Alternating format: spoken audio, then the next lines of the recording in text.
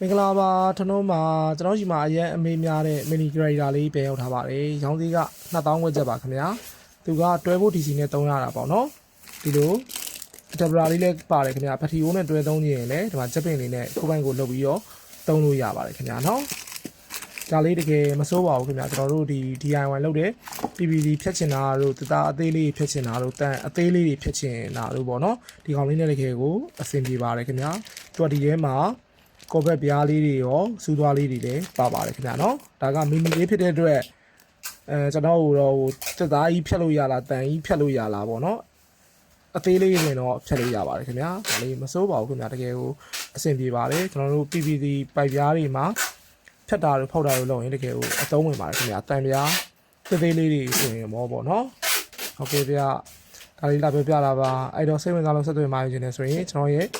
Viber မှာဆက်သွယ်ပြီးတော့မှာယူလို့ရပါတယ်အိမ်ရောက်ငွေချေရပါတယ်ပတ်စံလည်းချိုလွဲတရားမလိုပါဘူးခင်ဗျာโอเคကျေးဇူးတင်ပါတယ်